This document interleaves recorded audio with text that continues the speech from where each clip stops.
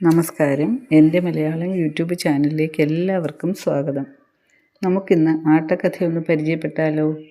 കേരളത്തിൻ്റെ സ്വന്തമെന്ന് അഭിമാനിക്കാവുന്ന തനതായ കലാരൂപമാണല്ലോ കഥകളി. ഈ കഥകളി രംഗത്ത് അവതരിപ്പിക്കുന്നതിന് വേണ്ടി ചിട്ടപ്പെടുത്തിയ സാഹിത്യരൂപമാണ് ആട്ടക്കഥ.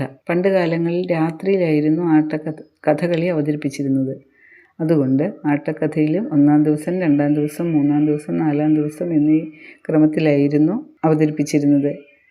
പുരാണങ്ങളിൽ നിന്നും ഇതിഹാസങ്ങളിൽ നിന്നുമാണ് ഇതിൻ്റെ ഇതിവൃത്തം സ്വീകരിച്ചിരുന്നത്. ധാരാളം കഥാപാത്രങ്ങൾ ആട്ടക്കഥയിൽ ഉണ്ടായിരുന്നു. കഥാപാത്രങ്ങൾ തമ്മിലുള്ള സംഭാഷണത്തിനെ പദങ്ങൾ എന്നായിരുന്നു വിശേഷിപ്പിച്ചിരുന്നത്. രംഗത്ത് അവതരിപ്പിക്കാൻ പറ്റാത്ത ചില മുഹൂർത്തങ്ങൾ കവി വളരെ ചുരുക്കി അവതരിപ്പിച്ചിരുന്നതിനെയാണ് ശ്ലോകങ്ങളെന്ന് പറഞ്ഞിരുന്നത്.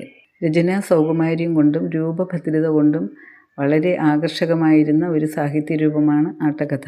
ആട്ടക്കഥാ സാഹിത്യത്തിൻ്റെ കുലപതി എന്ന് വിശേഷിപ്പിക്കാവുന്ന സാഹിത്യകാരനാണ് ഉണ്ണായി വാര്യർ.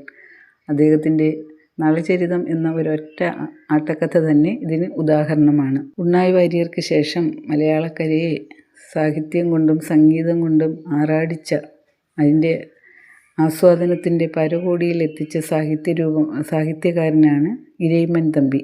സ്വാതി തിരുനാളിൻ്റെ ഗുരുവും അദ്ദേഹത്തിൻ്റെ സദസ്സിലെ അംഗവുമായിരുന്നു ഇരയിമ്മൻ തമ്പി. ആട്ടക്കഥാ സാഹിത്യത്തിൽ അദ്ദേഹം നൽകിയ വിലപ്പെട്ട സംഭാവനകൾ എക്കാലത്തും നമ്മുടെ ഇടയിൽ വളരെ ചിരപ്രതിഷ്ഠ നേടിയതാണ്. അദ്ദേഹത്തിൻ്റെ ഉത്തരാസ്വയംവരം, ദക്ഷയാഗം, കീചകവധം എന്നിവ ഉദാഹരണങ്ങളാണ്. സ്വാതി തിരുനാളിൻ്റെ ആശ്രിതനായി കഴിയുന്ന വേളയിൽ അദ്ദേഹത്തിൻ്റെ ചെറുപ്പകാലത്ത് അദ്ദേഹത്തെ പ്രകീർത്തിച്ചുകൊണ്ട് സ്വാതി തിരുനാളിൻ്റെ സൗന്ദര്യത്തെ ആസ്വാദകരുടെ ഇടയിൽ എത്തിച്ച ഓമനത്തിങ്കൾ കിടാവോ നല്ല കോമള താമരപ്പൂവോ പൂവിൽ നിറഞ്ഞ മധുവോ പരിപൂർണേന്ദു തൻ്റെ നിലാവോ, ഈ വരികൾ മലയാളക്കരയെ അങ്ങോളം ഇങ്ങോളം ഉള്ള ജനങ്ങളുടെ ഇടയിൽ മനസ്സിൽ ഇടം നേടിയതാണ്.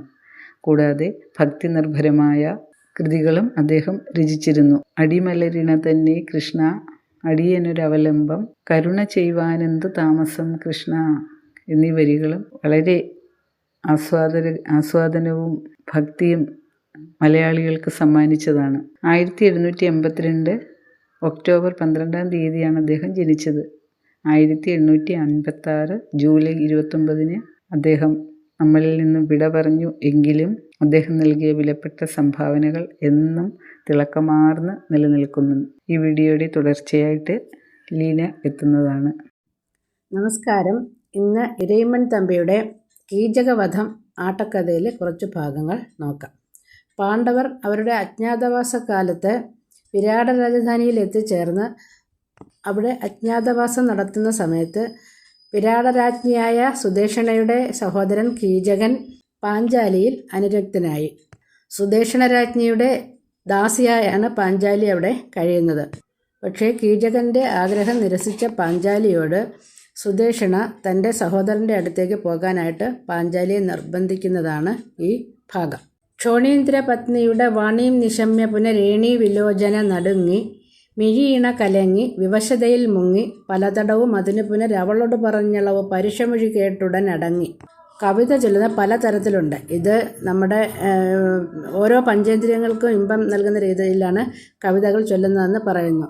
ഇത് നമ്മുടെ ചെണ്ട കൊട്ടുമ്പോൾ ആ ചെണ്ടയുടെ ശബ്ദം നമുക്ക് എങ്ങനെ ഫീൽ ചെയ്യുന്നു അതോ രീതിക്ക് വേണം ഈ കവിത ചൊല്ലാനെന്നാണ് പറയുന്നത്. വിരാടരാജ്ഞിയായ സുദേഷണയുടെ വാക്ക് കേട്ടിട്ട് പേടമാനിൻ്റെ കണ്ണോടുകൂടിയ പാഞ്ചാലി നടുങ്ങി പേടിച്ചു വിറച്ചു. കണ്ണു രണ്ടും കലങ്ങി തളർച്ചയിൽ മുങ്ങി.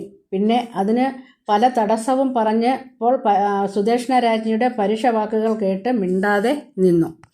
ദാസ്യം സമസ്തജനഹാസ്യം നിനച്ചു നിജമാസ്യം നമിച്ചു പുനരേഷ വിജിത സുരയോഷ വിഗത പരിതോഷ ശ്രമസലില ബഹുലതര നയനജലമതിലുടനെ മുഴുകിപത മല്യതര വേഷ. ദാസിയാകുക എന്നത് സർവ്വജനങ്ങളാലും പരിഹസിക്കത്തക്കതാണെന്ന് വിചാരിച്ച് തൻ്റെ മുഖം കുനിച്ച് ദേവസ്ത്രീകളെ തോൽപ്പിക്കത്തക്ക സൗന്ദര്യമുള്ള പാഞ്ചാലി പിന്നെ സന്തോഷമില്ലാത്തവളായി. വിയർപ്പ് വെള്ളത്തിലും അധികമായ കണ്ണീരിലും ഉടൻ തന്നെ മുങ്ങി ഏറ്റവും മുഷിഞ്ഞ വേഷത്തോടു കൂടിയവളായി.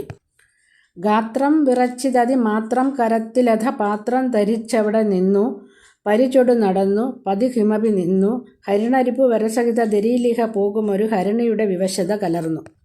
ശരീരം ഏറ്റവും അധികം വിറച്ചു. കയ്യിൽ പാത്രം എടുത്ത് അവിടെ നിന്ന് പതുക്കെ പുറപ്പെട്ടു. വഴിയിൽ കുറച്ച് നിന്നു. അവിടെ നിന്ന് പതുക്കെ പുറപ്പെട്ടു. വഴിയിൽ കുറച്ച് നിന്നു. പിന്നെ സിംഹത്തിൻ്റെ വഴിയിൽ പോകുന്ന മാൻപേടയുടെ വിവശതയോടുകൂടി, അതുപോലുള്ള ഭയത്തോടുകൂടി പോയി. നിശ്വസ്യ ദീർഘമത വിശ്വസ്യ നാദമഹി വിശ്വസ്യ ചേതസി സുജാത ധൃതരഹിത ചേത ധൃതപുളക ജാത സൂതസുതരുടെ മണിതികേത മതിലവൾ ചെന്നു ഭീതി പരിതാപ പരിഭൂത. സിംഹത്തിൻ്റെ എത്താവുന്ന ഒരു മാൻപേടയുടെ വിവശതയോടുകൂടി അവൾ കീചകൻ്റെ മണിസൗധത്തിലെത്തി ഭീതിയും പരിതാപവും പരിഭൂതയായി നിന്നു. ഈ കഥ എല്ലാവർക്കും അറിയുന്നതാണ്. പിന്നീട് ഭീമൻ വേഷം മാറി പാഞ്ചാലിയുടെ വേഷം കെട്ടി കീചകൻ്റെ അറയിൽ പ്രവേശിച്ച് കീചകനെ വധിച്ചു. ചത്തത് കീചകനെങ്കിൽ കൊന്നത് ഭീമൻ തന്നെ എന്നൊരു ചൊല്ലും ഉണ്ട്.